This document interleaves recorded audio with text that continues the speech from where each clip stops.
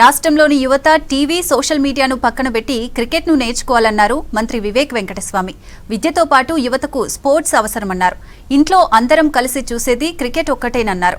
సంగారెడ్డి జిల్లా ప్రతాప సింగారంలో spotlight cricket ground opening కార్యక్రమంలో పాల్గొన్నారు.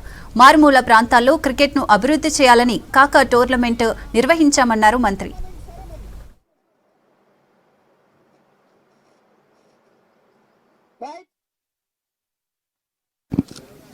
ప్రతాప్ సింగారంలో మాజీ ఎమ్మెల్యే గారు సుధీర్ రెడ్డి గారు వారు క్రికెట్ కోసము ఈ ల్యాండ్ ఇవ్వడము, మా స్పాట్లైట్ అకాడమీ అంబేద్కర్ కాలేజ్లో వారు ఒక కోచింగ్ సెంటర్ స్థాపించి క్రికెట్ నేర్పిస్తున్నారు.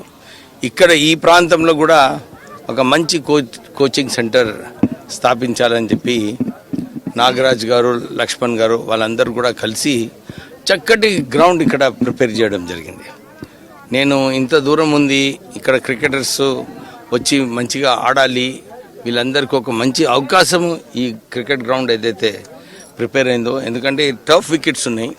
దీంట్లో టర్ఫ్ వికెట్స్లో మంచిగా ఆడినప్పుడే వీరికి పైన ఇంటర్ స్టేట్ ఆడడము, మన నేషనల్ లెవెల్లో పోవడము, ఇవన్నీ కావాలంటే టర్ఫ్ వికెట్స్ అవసరం.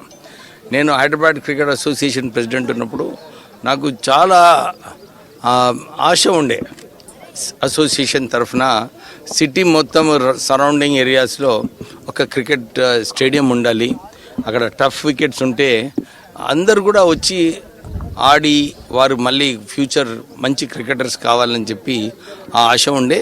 కానీ ఈరోజు చాలామంది ప్రైవేట్ సంస్థలు అన్నీ కూడా వచ్చి ఈ ఆలోచనను వారు సాటిస్ఫై చేస్తున్నారనమాట. చాలా చోట్ల కూడా నేను చూసినాను ఈ ప్రైవేట్ క్రికెట్ గ్రౌండ్స్ వస్తున్నాయి, అందరు కూడా దాన్ని సరిగా ఉపయోగించుకుంటున్నారు. సో క్రికెటర్స్కి ఏదైతే ఇంతకుముందు ఆపర్చునిటీస్ తక్కువ ఉండేనో ఇప్పుడు ఆపర్చునిటీస్ ఎక్కువ ఉన్నాయి. క్రికెటింగ్ కోచెస్ వారి మంచి కోచింగ్ తీసుకుంటే మంచిగా ఎదిగే అవకాశాలు చాలా బాగున్నాయి. సో ప్రత్యేకంగా ఇక్కడ ఇంత దూరం అయినప్పటికీ కూడా ఒక మంచి క్రికెట్ గ్రౌండ్ ఇక్కడ ప్రిపేర్ చేసి మన అక్కడ పెవిలియన్ కూడా 2 టీమ్స్కి రూమ్స్, అక్కడ కామెంటేటర్స్కి, వీడియోగ్రాఫర్స్కి వాళ్ళకు ఒక రూము, అంటే ఓ మంచి ఫెసిలిటీ ఏదైతే స్టేడియం గురించి అవసరమో అన్నీ కూడా ఫెసిలిటీస్ క్రియేట్ చేశారు. So all the very best.